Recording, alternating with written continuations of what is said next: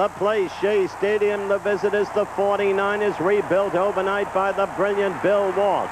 First series of plays, San Francisco had already moved to the Jets 15. DeBerg back, hits Charlie Young, touchdown, 7-0. By the second quarter was 14-0, 49ers, 49er ball, 2nd and 7 at the Jets 20.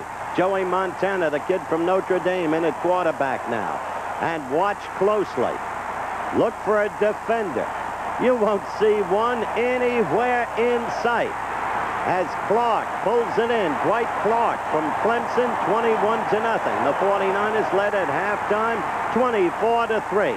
By the fourth quarter, the hapless Jets trailed 37-20. They had the ball, 1st and 10, 49ers 13. Todd, look at the stats, throwing the ball all over the place, moving up in the pocket, and hitting Paul Darby, number 84. Touchdown, the 49ers won it, 37-27.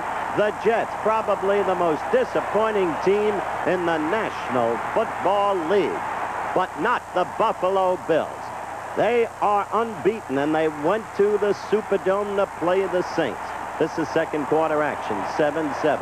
Ferguson hands off to Joey Cribbs, the brilliant rookie from Auburn. Cribbs goes right up the middle for the score, 14-7. New Orleans answered back, led 19-14 at the half. Fourth quarter, the Bills now ahead 21-19. Joey Ferguson throws to Jerry Butler, the brilliant receiver.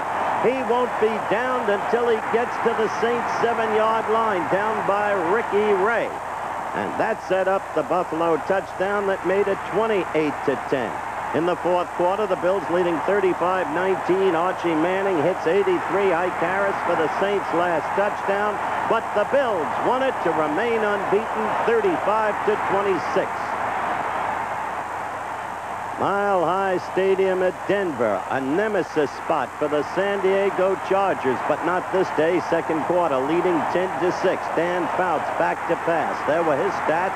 And Charlie Joyner, he who runs the disciplined routes, the young man from Grambling, no longer so young, scores, makes it 17-6.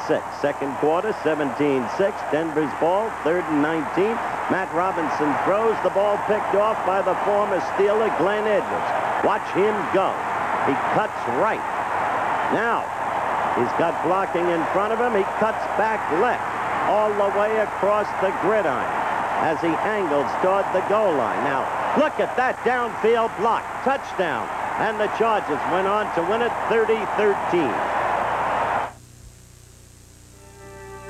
Off balance, falling backwards, wafts it into the hands of 44, Ray Griffin, and it's an easy jaunt into the end zone for Griffin.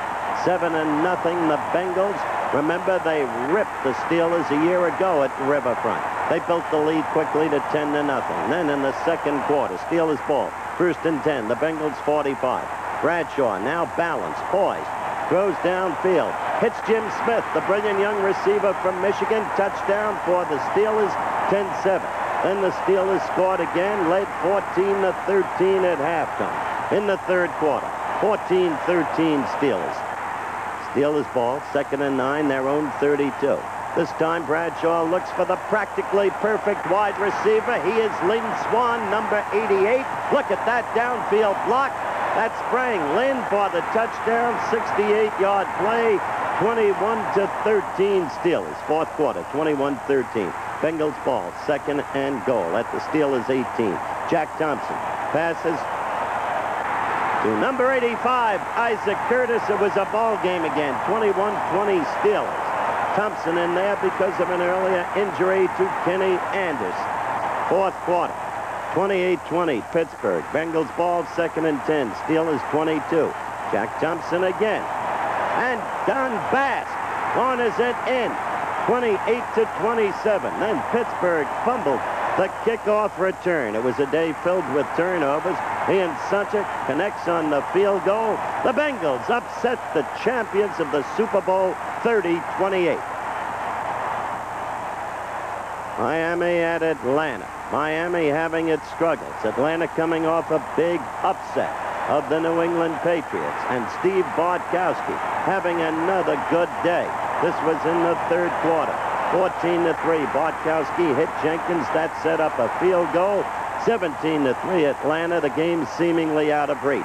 Struck and failed. Greasy came in. Threw that touchdown pass to Bruce Hardy. Then followed it up with this touchdown pass to Ronnie Lee. And then, in the waning seconds, they succeeded on a field goal. Miami bailed it out, 20-17. New England at Seattle in the Kingdome. Seattle with the great Jim Zorn. Second quarter action, 3-3. Zorn looking for Steve Largent. Watch. Look at that concentration by Largent. And Seattle went ahead 10-3. Still in the second quarter, 10-3. The Pats answered right back. Steve Grogan had a fine day. Right there, Stanley Morgan, the speedster from Tennessee. Look at him go all the way at 68-yard play, touchdown, 10-10. In the fourth quarter, the Pats had assumed a 30-24 lead. Seattle's ball. Jim Zorn again. Sam McCullum, the former Vike, touchdown, 31-30. Seattle ahead. But then, back came the Pats. Less than 3 minutes to go. 14. Steve Grogan. To Don Hasselback, the big tight end. And New England held on to win it, 37-31. The Pats may be coming on. They look forward to next Monday night because they face the Denver Broncos.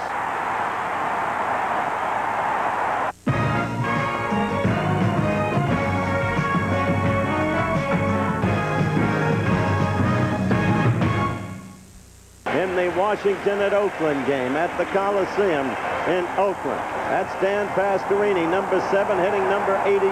The great tight end Dave Caspe burst through 2 tacklers, and Oakland had built up a lead over the Redskins. The Redskins hung in there, but then that play to Whittington down the right sideline, getting superb blocking. You just saw the last block, and he went 44 yards for the TD.